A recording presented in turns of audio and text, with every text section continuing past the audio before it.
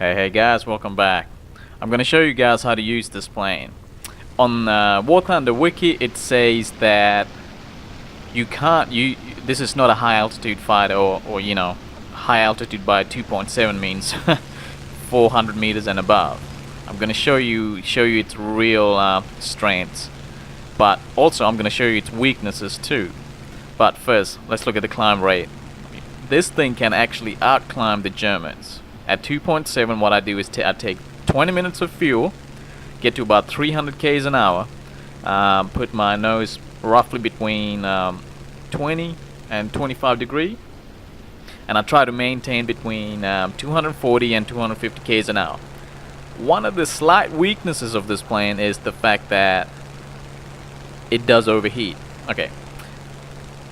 If you're in Sicily, it'll overheat by the time you get to about 3,000 meters or 3,600 meters. Don't worry about it. Just open your rads up, keep your prop pitch to 100, and just power through it. Because by the time you get to about 5,400 meters, you're gonna cool down. Now, I'm gonna talk about the strengths of this plane. Generally, through players, through information that's out there, we're told that at low tier BF-109s are better at higher altitudes than Spitfires. That's the general consensus. But I'm gonna show you something that happened to me in Norway. I'm gonna be fighting two BF-109s that I think BF-109Es that are at the same battle rating as I am, and I'm gonna fight both of them at the same time. I'm gonna come out on top. And you're gonna see how I do it, and you're gonna see why they just couldn't do anything to me. No way. So here I am, just cruising around, just looking for some targets. Now there's gonna be a C2. Yep, there we go. There's another C2 or 2 there, and behind them there's gonna be two BF-109s that's going to be engaging me. Now remember, BF-109s usually lose their maneuverability and a little bit more their power, roughly about 4,000 meters and up. But I don't. But the thing with my plane is, if you actually look at the statistics on how much horsepower I actually produce, roughly about 5,000 meters is I become very efficient as far as power output goes. And so I decided, I wonder if this is true. So I decided to go, test this, and behold. Also, now that I told you that, the main maneuver that I do is verticals, and top of my verticals I pop landing up for a second and I close them. This is what gives me a huge advantage. The fact that I can do these loops so efficiently, more than they can. And the other BF-109 is behind me, so I know that. So I decided to disengage, climb, and re-engage. And every time I re-engage, it's just a simple basic vertical maneuver. That's it. There's no tricks to it. And make sure at the top of the vertical maneuver, pull your flaps, so you drop down on your enemy faster than he can pull up on you. Okay? So vertical, drop flaps, and just gun down your enemy. Hopefully you guys ain't going to be in a situation where it's 2 versus 1, but it's just how it turned out to be. Look at him. Look how I'm pulling away from them so easily. Like, you wouldn't think that, at 2.7 a Spitfire would be outperforming a BF-109Es at these altitudes. Now here we go. I'm gonna re-engage, then I'm gonna go vertical soon. There we go.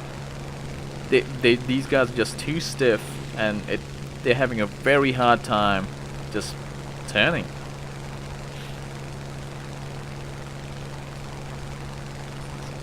I didn't have enough airspeed.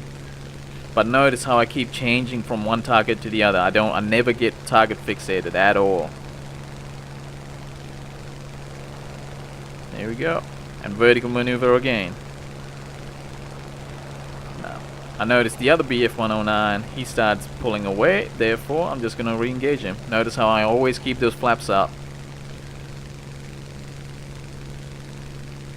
Also, don't have your flaps out for too long. They do break off quite easily, very easily.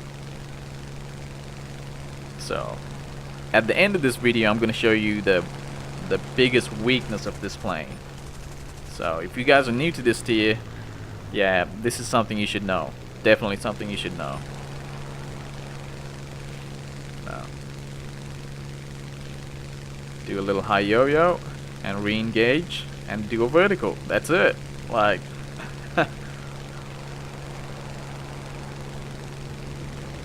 there's nothing they can do to me at all.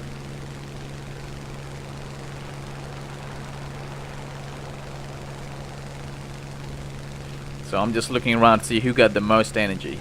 So,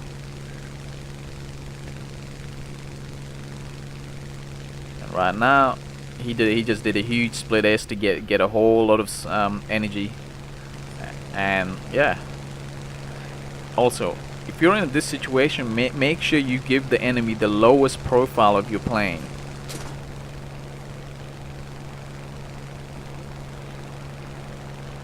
And there, here goes one.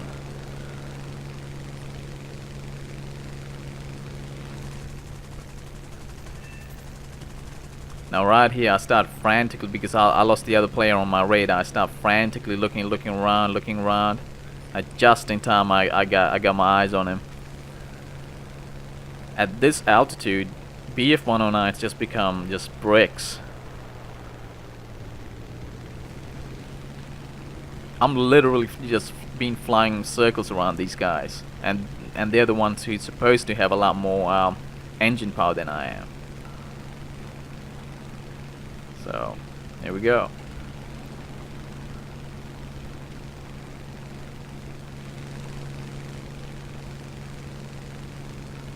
Just wait for it, and I put my landings up just to get that little bit of extra speed. There we go. Alright. The biggest weakness of this fighter. Don't ever do negative G's. Don't ever do negative G's at all. This is probably my first or the second time flying this plane out, and yeah, it did not go well for me. If you do too much negative G's, your engine will cut out. Period. Like, it will not turn on, and you have to like turn it on again to get it going. So if you're in low alt and this happens to you, you're most likely going to crash. So anyway, there's a 202 gonna be attacking me pretty soon, and yeah, and you're gonna see me do something very silly right now.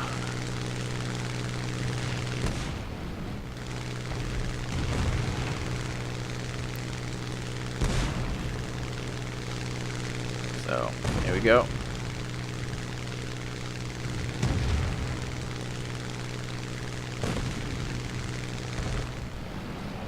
So he comes in right there. I cut my engine out.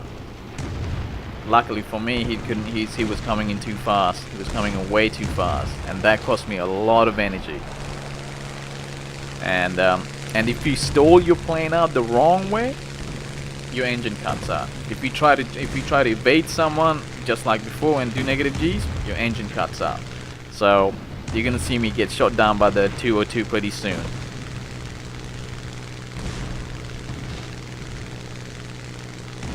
So this time I try to go into a more of a maneuver than just going negative G's.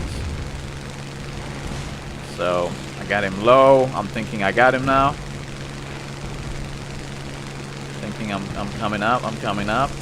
And what happens is that I stall out the wrong way, which caused me to go to negative G's. Which cost me, yeah. Yeah, there we go. It's cost me a death right here, right now. I couldn't. I'm just too slow, and he got me. So this is the main negative thing about this fighter. So hope you guys enjoy it. See you guys later.